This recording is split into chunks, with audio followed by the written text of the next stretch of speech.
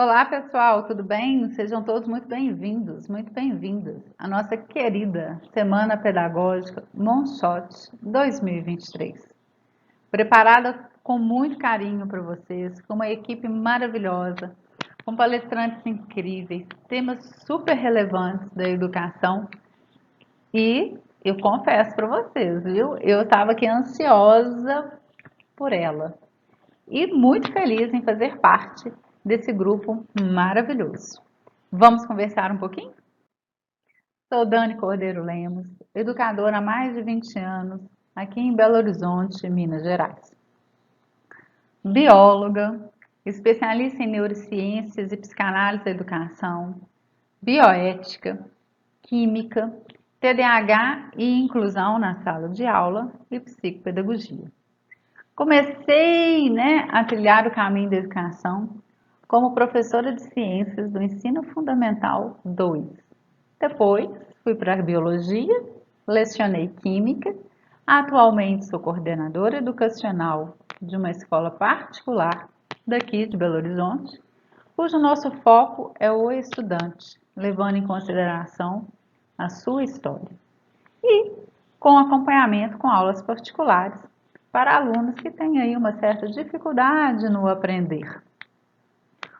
Por causa dessa bagagem, me veio, a vontade de compartilhar com vocês sobre aprendizagem afetiva e efetiva.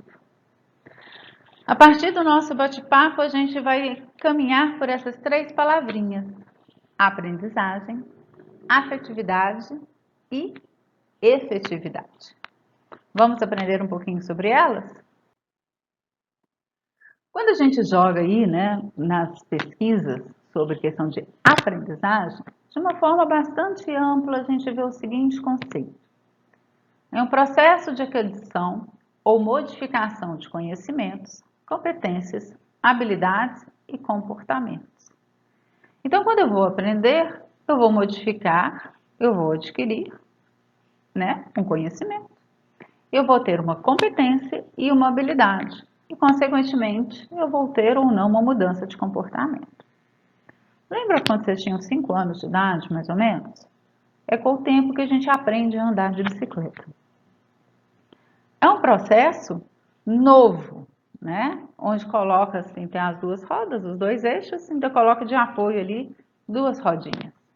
Aí tira uma rodinha, depois tira a outra, às vezes só eleva essas rodinhas, porque se desequilibrar essa rodinha ainda te dá um suporte. E com o tempo, a partir de treino, a partir de persistência, a gente de repente fica só com os 2 eixos, das rodas e consegue andar, seja numa estrada, seja numa montanha, seja num terreno plano, seja num terreno inclinado, com obstáculos ou sem obstáculos. Ou seja, a gente adquire uma competência e uma habilidade e aprende. Coordenação motora, equilíbrio, é fundamental realmente aprendermos a andar de bicicleta, até mesmo falando do ponto de vista das neurociências. Se você ainda não sabe andar de bicicleta, por favor, vá aprender, que a gente tem muitos ensinamentos dentro da simples arte de pedalar. Eu aprendi. A afetividade, fazendo lá de novo uma busca, é um conjunto de fenômenos psíquicos que são experimentados e vivenciados na forma de emoção e de sentimento. É muito comum, às vezes, a gente relacionar a palavra efetividade com tudo que é de positivo, como se fosse só emoções positivas, mas não. A efetividade, como a própria definição fala, é um conjunto de experimentos em forma de emoções e sentimentos. Então, a raiva, a tristeza, muitas vezes a revolta, também estão relacionadas a essa afetividade. Por isso acende um sinalzinho assim, para a gente poder parar e pensar um pouquinho sobre a questão da afetividade. Nem sempre ela é vista de forma positiva. Tomem cuidado, viu? E por fim, fazendo a busca, a efetividade, que é uma habilidade de ser eficiente e eficaz ao mesmo tempo. Sei andar de bicicleta, aprendi com um professor carinhoso, então afetividade positiva, e hoje sou eficaz, eu tenho uma habilidade, eu ando em terreno plano, eu ando em terreno irregular, eu consigo ficar em pé na bicicleta. Mas também esse mesmo personagem que a gente está trazendo aqui, que aprendeu a andar de bicicleta, pode ter aprendido de uma maneira bem assim, não é possível que você não aprenda. É só pedalar. E a pessoa aprende e nunca mais vai querer pedalar. Ele pode ser eficaz, ele pode pedalar bem no terreno plano, mas às vezes ele também não é eficiente. Então, pensando muito aí nessas 3 palavras, né, na área da educação, por que não a gente não entrelaçá-las? Porque a aprendizagem, ela é nata do ser humano. Todo ser humano nasce querendo aprender. A gente aprende a andar, a gente aprende a falar, a gente aprende a manusear os objetos, a gente aprende, aliás, antes de andar, né, engatinhar, que é muito importante. Então a gente está sempre aprendendo. Depois aprende a elaborar as emoções. A gente aprende que nem sempre quando eu estou com raiva eu posso demonstrar essa raiva. Que nem sempre quando eu estou muito alegre, dependendo do lugar, eu posso demonstrar essa alegria. Então a gente vai aprendendo a modular as emoções e os sentimentos. Para depois sermos o quê? Efetivos. E aí, com a aprendizagem, não podia ser diferente. Aprender é somente um ato ou é uma prática? A afetividade com amor, com carinho, gera prazer. Se gera prazer, eu quero o quê? Conhecer. E o conhecimento pode ser, então, eficaz. A curiosidade, todos nós temos. Também é nata, assim como a aprendizagem. Por isso que a gente fala, não coloque a mão na tomada, porque dá choque. E o menino muitas vezes vai lá com o dedinho, depois assusta. Eu te falei, né? Comentei que não podia, exatamente por isso.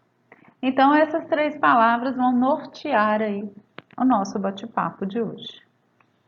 Ok? E eu aguardo ansiosamente um retorno de vocês. Então, aprendizagem. Então, aprendizagem, afetividade, efetividade. Ok? Então, aprender, afetar e efetivar. A aprendizagem hoje ela está sendo muito estudada. Com isso, a gente sabe que tem diversos tipos. Tem as metodologias ativas, tem a cultura maker, tem a cultura de projetos, tem a aprendizagem através de dinâmicas, de discussões, júris simulados. Uma série de situações super bacanas que podem ser conduzidas e devem na sala de aula. Né? A gente tem que mudar aí essa questão do aprender.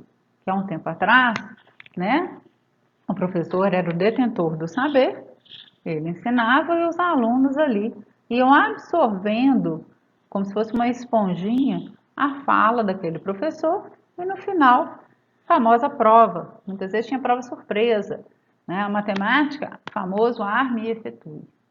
Com o passar do tempo, a gente viu que o professor, ele não é mais o detentor do saber. Ele é uma pessoa que conhece a mais do que os seus alunos. Mas, com a tecnologia, com o conhecimento atual, está quase sendo equiparado. A diferença está na afetividade, está na efetividade, na forma de ensinar, na forma de trocar os experimentos e como eu vou trabalhar aqueles dados que eu já os conheço. Então, a aprendizagem e seus tipos são fantásticos, mas antes de falar de aprendizagem, a gente tem que se ater à afetividade para sermos, então, efetivos. Lembra que eu comentei da afetividade, que ela pode ser negativa? Imagine que um aluno levanta a mão e pergunta uma pergunta assim, boba, no sentido assim, da inocência mesmo da pergunta, uma coisa aparentemente óbvia, né? Professor, mais um realmente são dois?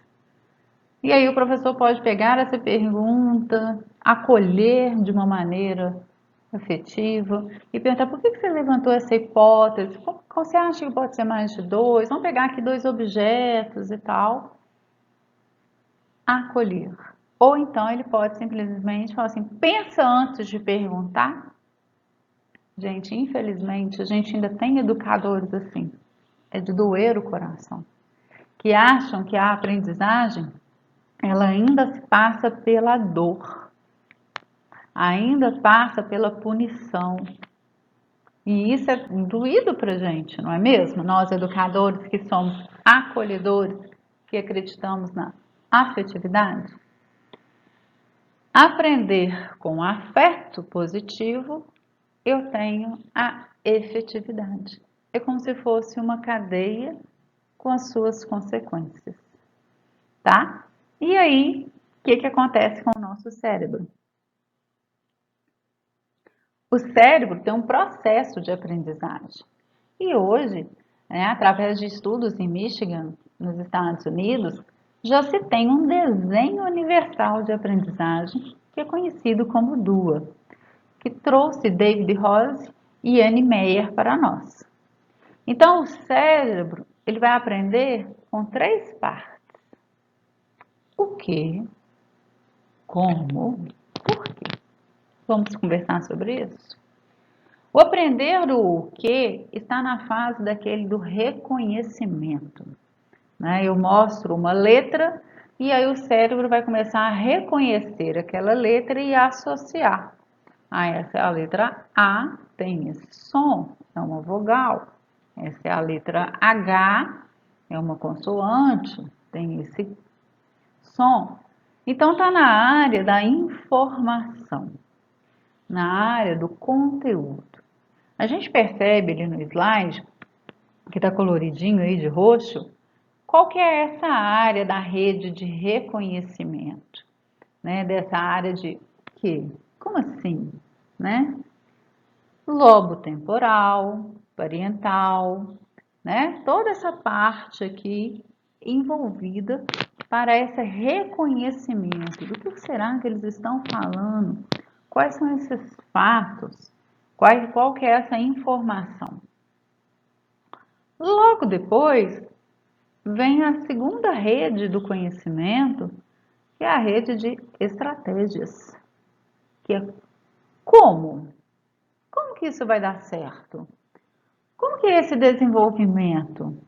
Começa um processo mais elaborado que pega aqui um parte do frontal junto com o temporal também, tá? Mas ele já começa a querer executar um planejamento. Como que eu vou fazer isso? Então eu tenho o que é um fato, o como que eu vou planejar e por fim a famosa pergunta: por quê? Para quê? O que isso realmente é importante no meu aprendizado? Observem que as áreas do cérebro foram mudando de cor. E a área do porquê é a área afetiva. Está lá no hipocampo, está lá no meio do cérebro, onde está o que? A motivação. Muitas vezes o professor, principalmente de ensino médio, está ali ensinando alguma matéria e o aluno pergunta: por que eu tenho que aprender isso? E a resposta mais triste que eu já ouvi: porque cai num vestibular, porque cai no Enem, porque está no conteúdo programático, porque a BNCC exige. De cortar, né, o coração. Por que eu tenho que aprender isso? Para você ser um cidadão melhor, para você entender como que funciona tal coisa, para a gente perceber o que esse conteúdo é importante com o outro. Então, dentro do cérebro, a aprendizagem, junto com a afetividade do porquê gera o conhecimento eficaz. Percebem que a eficiência, a efetividade, ela é consequência do aprender e da afetividade? Nós temos as janelas do conhecimento, ok? Então, eu quero saber por que eu quero aprender isso, né? Qual a minha motivação para aprender isso? E quando chega um educador e fala porque cai no vestibular, porque é exigido na BNCC, que você tem que aprender e ponto, acabou, a minha janela do conhecimento, ela faz assim, ó, ela fecha. Ela não vê sentido em aprender. Então, muitas dificuldades de aprendizagem estão na forma em que se responde esse aprender por quê.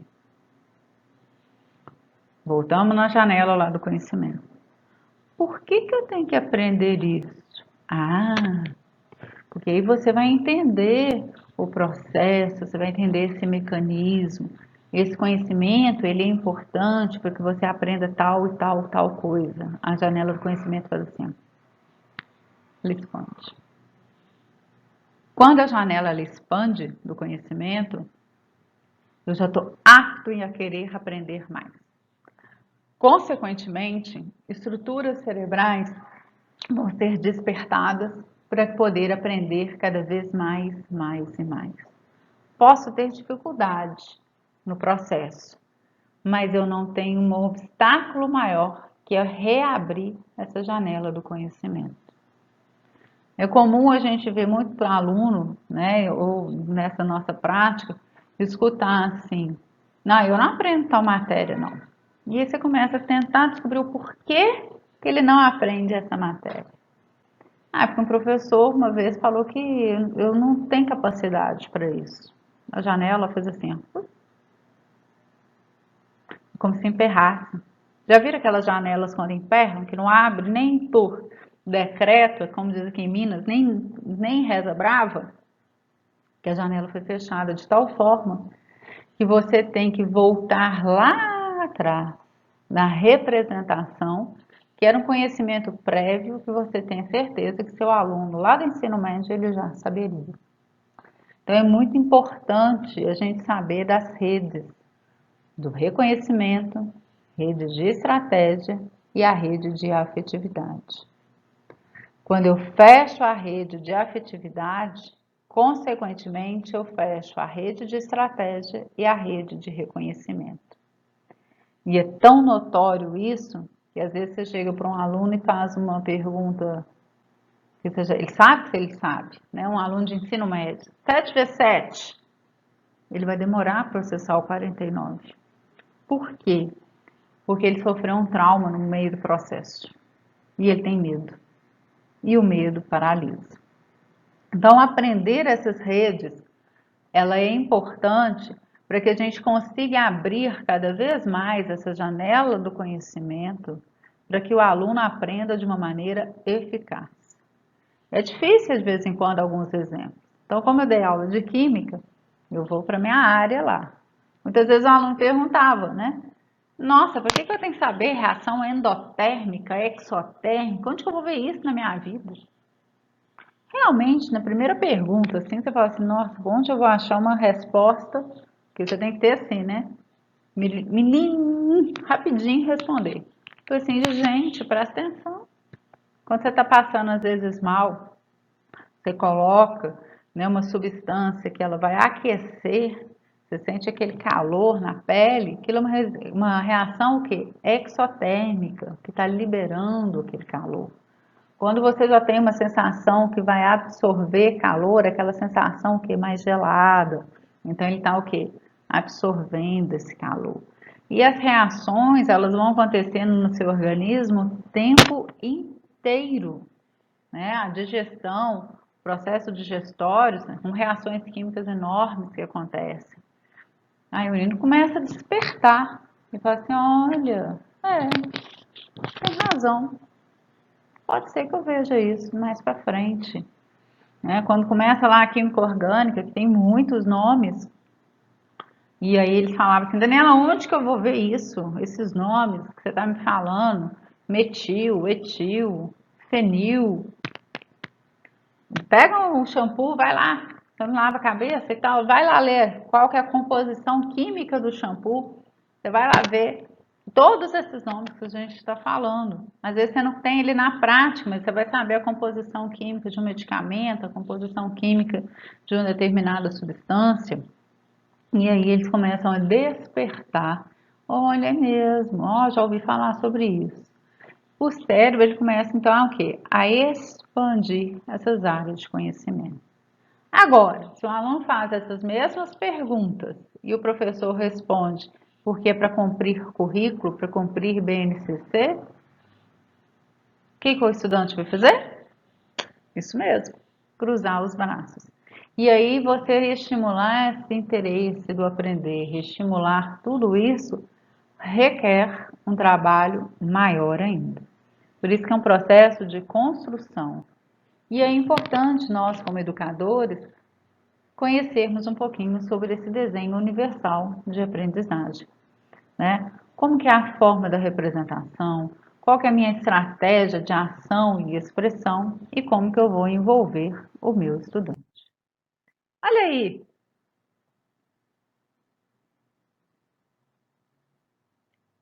olha aí o cérebro um pouquinho para a gente poder vê-lo, né? Então, a gente hoje consegue mapeá-lo em diversas áreas, área da memória, da visão, sensação, movimento voluntário, emoção, inibição, audição, equilíbrio, coordenação.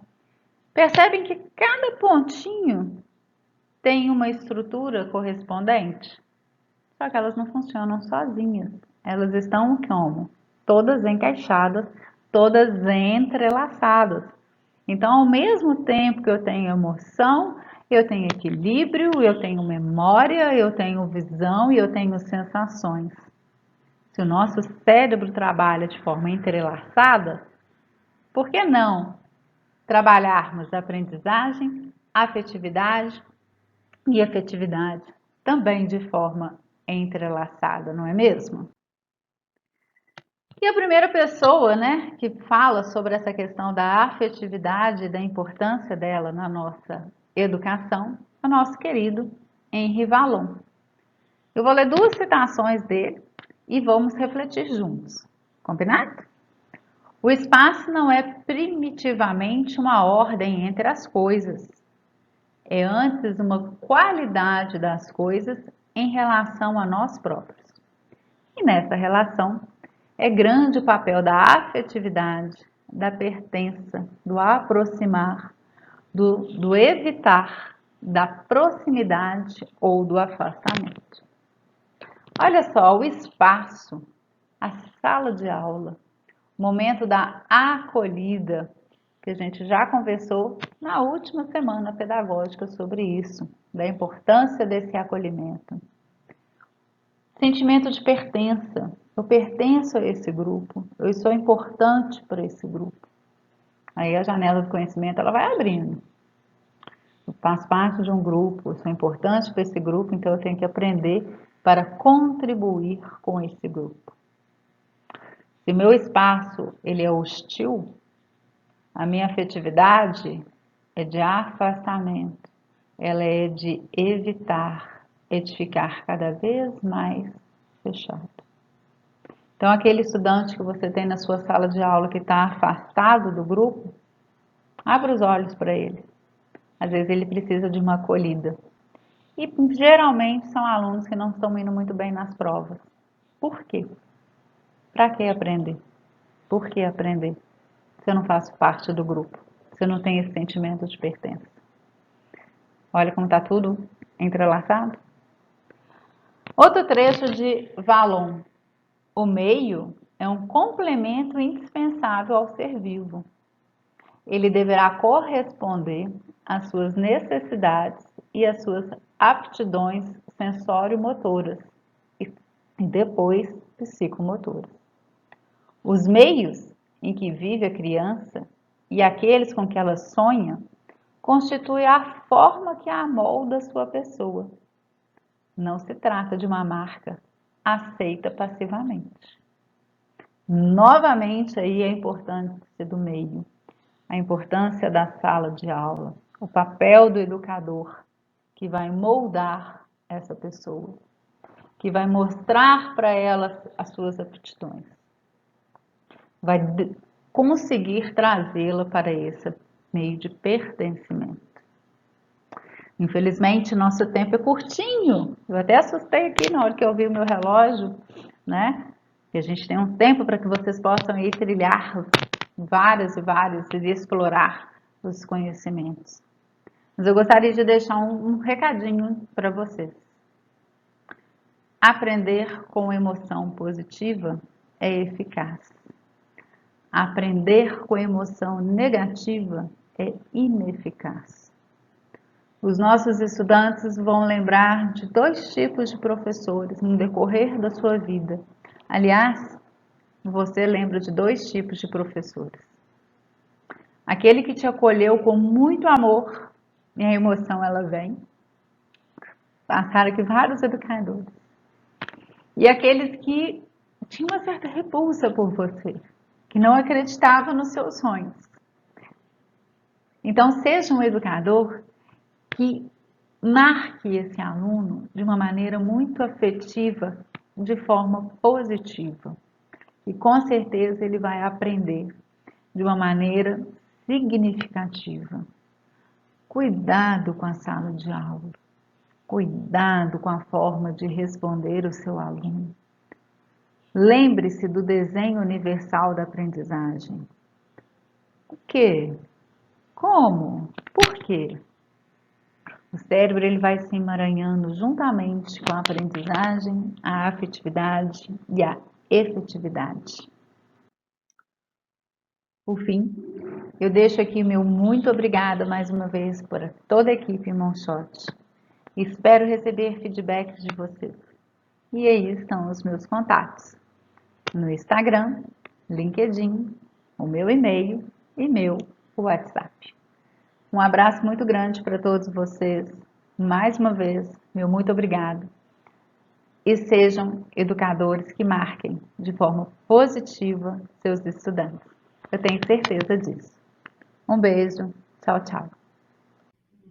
Que tal você transformar ainda mais a sua prática em 2023? Estou falando das pós-graduações da Moonshot Educação. Nós temos 3 opções. Primeira opção é a aprendizagem ativa e tecnologias educacionais, uma pós que encaixa para professores de todos os níveis. A segunda é práticas inovadoras na educação infantil, voltado especificamente para esse público. E a terceira é voltada para gestores, o MBA em Gestão Estratégica de Escolas. Os QR Codes te levam diretamente para as páginas com as promoções especiais durante a Semana Pedagógica.